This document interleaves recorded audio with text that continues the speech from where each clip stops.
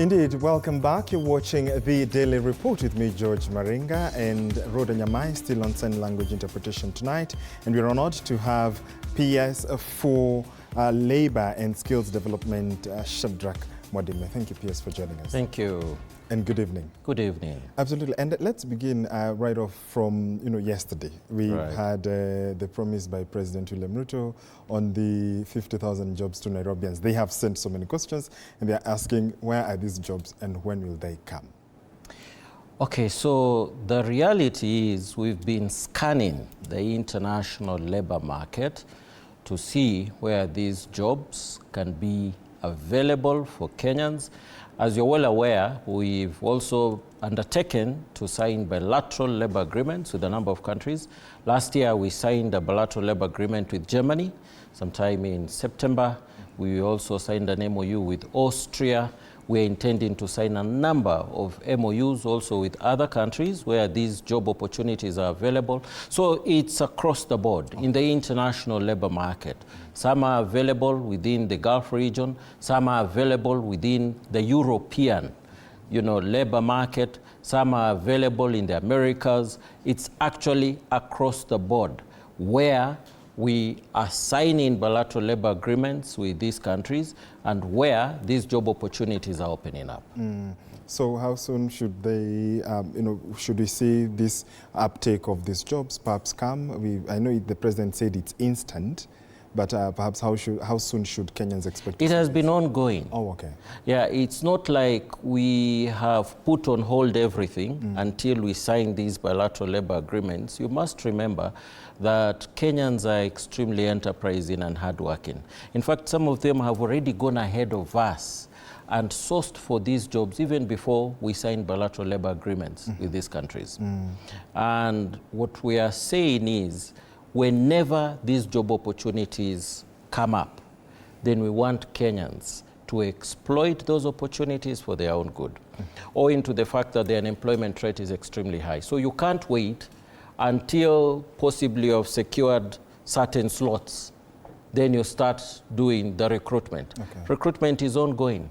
It's a continuous process, So far, we've been able to take abroad for very good jobs, by the way, to the European countries and also the Middle East countries, about 200,000 Kenyans, ever since this administration was put in place.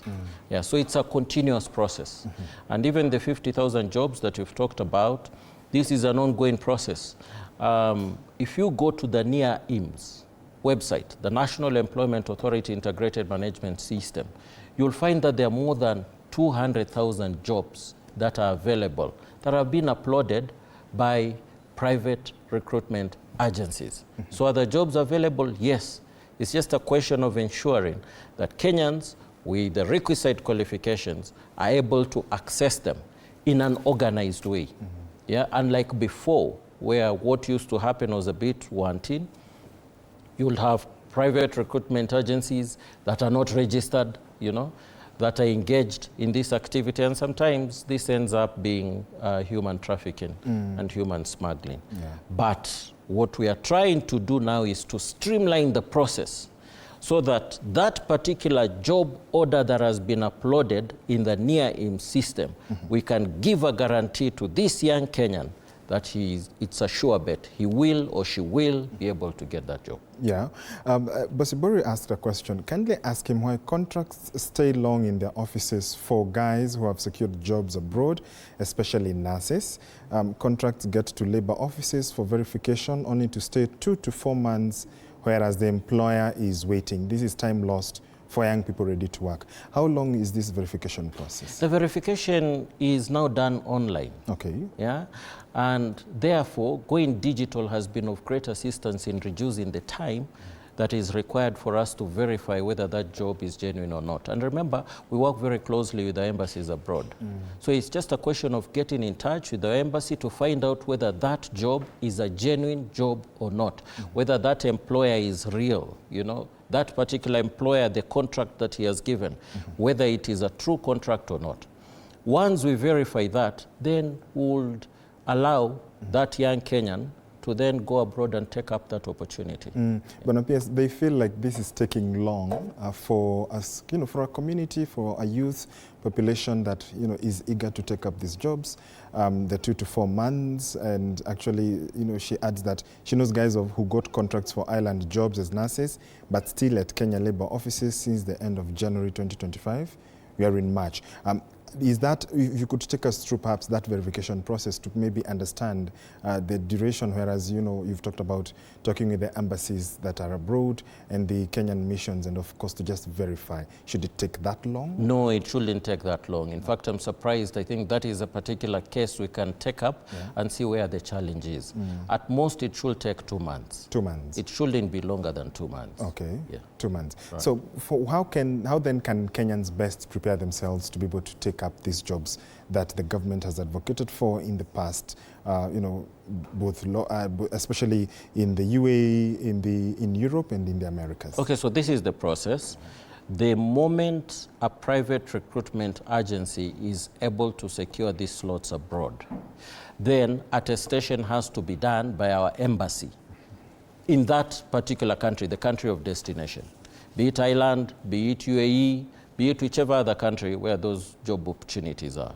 So once a confirmation is given that that job does exist, then the private recruitment agency will have it uploaded on the NIA-IM system, so as to allow any Kenyan to be able to see that job and apply for it.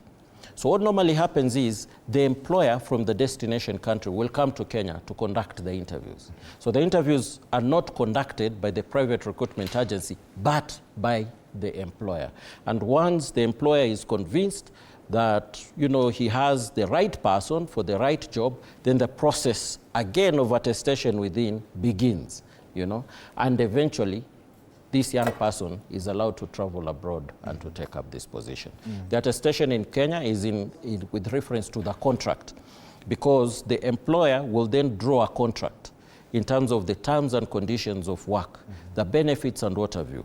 We have to go through that contract to ensure the welfare of this Kenyan is taken account of. Yes, there are Kenyans who fall victim to unscrupulous agencies. Yeah, unfortunately. Unfortunately. Yeah, we last week at the Canadian High Commission, you emphasized on the importance to verify and to go through government. Do you think Kenyans are building trust with the government to be able to say, okay, fine, we will go through names and we'll be able to take up jobs that have been uploaded by the government? Yeah, it's a gradual process, George. Building confidence takes time. We've gone out aggressively, to talk to Kenyans, even at the grassroots level, barazas and what have you, to tell them, look, this is the process that you should, in actual sense, go through. Forget about the other processes that are advertised online and in whichever other space. This is the process that you need to go through. So that takes time for people to build confidence and to realize that in actual sense, the process that we're advocating for is the right one to take care of their welfare and their interest. You know very well that there are a number of Kenyans who acquire tourist visas through travel agencies. And these travel agencies convince them that once they get to the countries of destination, they'll be able to secure employment. It's not true. The process of getting a work permit begins in Kenya, not in the country of destination. So when you get to Canada, for example, what you have referred to, it's impossible for you to convert your visa from a tourist visa to a work permit. It is not possible. And most of them end up on the streets. And that is what we are trying to discourage. So we are telling Kenyans, look, you've been so gullible over these years. Government is on the forefront to guarantee you to get that job, because those job opportunities are available. Why are they available? For the Western European countries, you know very well, they have an aging population. So it goes without saying that there are many job opportunities coming up.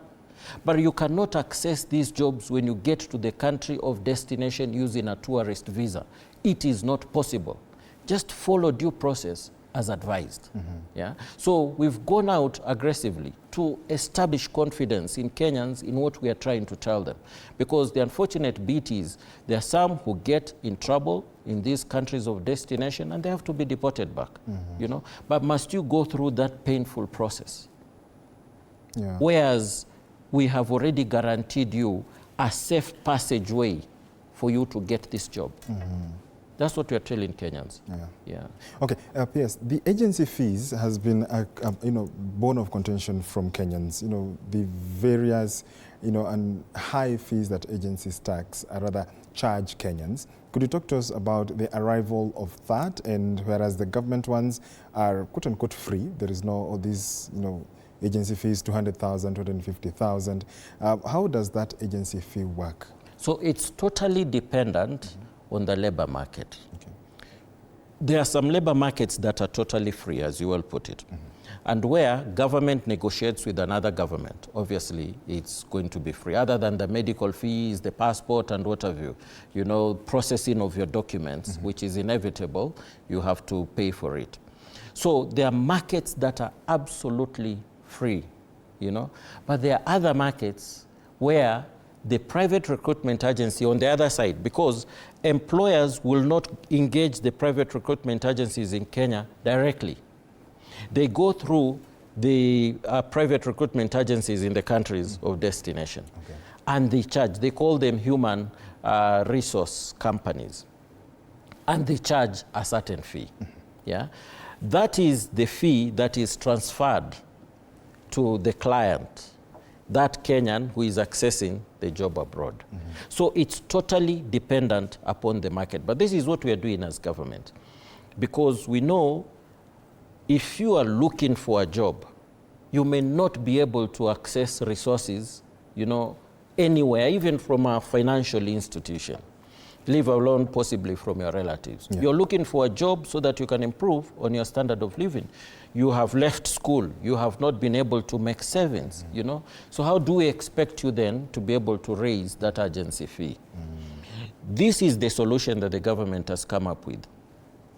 Through the Youth Enterprise Fund, we have come up with a product on labor migration that any Kenyan can access on one-digit interest, It's as minimal as possible. In fact, it's just a question of possibly the administrative costs that have to be incurred. So we ask this Kenyan then to access this product, get the amount that is required, pay what is mandatory for one to pay, and access the job abroad. And since these are well-paying jobs, on the minimum, for example, in the maritime world, the minimum is $1,000. Yeah, and I'm talking of cruise ships. I'm talking of what seafarers. Those we call ratings. The other jobs that are available, the minimum is usually 50 to 60,000. Yeah, if you're able to spread the repayment for about a year, you will pay something minimal, and be able to clear it. And at the same time now, start making your savings. Because the whole idea is to push Kenyans to go out there, earn as much as they can, and make savings. Because as you know, George, savings equals investments. Yes. We want Kenyans to go and make savings and come and invest back home. Yes, yes. There is the issue of, labor migrant worker exploitation. How is the government working to ensure that concerns that Kenyans raise abroad? We've seen the Myanmar situation. We've seen, the UAE, which has, of course, over the years been, quite a hotspot for Kenyans who have been exploited. Where can Kenyans go to, and what is even the process to perhaps report or to even avert such incidents? Okay, so the Myanmar situation has come about as a result of Kenyans being conned. Because even our embassy in Thailand has come out forthrightly to say, hey, look, some of these jobs that you're accessing online are not genuine. And that is the reason why we are saying any Kenyan who wants to gain employment in the international labor market must access the NIAIMs. It is a must, because those are the jobs we have verified to be true. Forget about the online jobs, that are advertised on social media continuously. They should counter-check, either with NIAIMs, or if not with NIAIMs, then even with our embassies abroad. Because the contacts for embassies abroad are there on their websites, Ministry of Foreign Affairs. So you can as well verify and find out whether that job is genuine or not. So it's unfortunate what has happened in Myanmar. And that's the reason why I've come out, very strongly to advise Kenyans to avoid certain markets, unless they confirm with us whether those jobs are there or not. Now, any Kenyan finding himself or herself in trouble can, number one, access our embassies. We've been very emphatic. This Kenya Kwanza administration has been very emphatic that our embassies are to serve Kenyans on two areas. In terms of looking for market for their products in the international, market, and also getting job opportunities for Kenyans. So they know that that is a mandate we have given them, and we are very, very emphatic with the fact that any Kenyan who finds himself in trouble, who is not served as required, and we get these complaints, Ministry of Foreign Affairs headquarters will take action, So we've gone out aggressively to tell them that they can access the embassies. But we are also deploying labor attaches. We have labor attaches in Saudi Arabia currently, one labor attache in Qatar, another one is available in UAE, another one is in Geneva. But we want to increase the number so as to have another one in Germany, and also these other countries where we know there are many job opportunities, that are opening up. So that this Kenyan, the moment you report to that country, it is important that the labor attache gets to know the geographical location where you are working, and the contacts of your employer, so that in case you have any problem, we know who we can hold responsible. That is the responsibility that we are given to the labor attache, to be serving 24/7, and they are supposed to give even their contacts. But even here in Kenya, the National Employment Authority has a toll-free number that any Kenyan can access wherever you are in the world at no cost. Call, this number. National Employment Authority mans it 24/7. They will be able then to access a particular state department that can attend to your need, be it Ministry of Foreign Affairs, be it Labor, be it possibly the embassy in the country of destination, be it security agencies that need to be alerted. The whole idea is to ensure that the welfare of this Kenyan, as he or she is working abroad, is secured, is safeguarded. Yes, for someone, before we go into a break, for someone who has been perhaps conned, and they have seen the trend, and of course we do know Kenyans fall victim to these situations. How then would one be able to know which agency, for instance, is a con? And two, have you been able to arrest, bring to book those who have orchestrated these vices against Kenyans? Okay, so to begin with, if you go to the National Employment Authority website, we have a list of all registered private recruitment agency whose status is okay. They're all in black ink. We also have a list of those whose status is wanting. They're in red. So in essence, we are trying to tell you, avoid that list of red. Don't work with them. So if you see any private recruitment agency placing an advert, even on social media, go and counter-check and see whether their status is okay or not okay. That is the first step. But yes, George, I totally agree with you. Kenyans have been conned, unfortunately. And you're talking of desperate people, who go borrowing money even from their relatives, honestly, in order to secure a job, which is very, very unfortunate and very, very wanting. So what we do, once we get this information, we commence investigations. And we do it in consultation with security agencies. So the CID will be brought on board, the police will be, and any other agency that can be of assistance to us. And what do we do as a consequence? If we find that there is a private recruitment agency that is found guilty, first of all, we'll deregister it. We've had about 1,300 private recruitment agencies. Through vetting, we've reduced them to about 630. So we've reduced them to nearly 50%.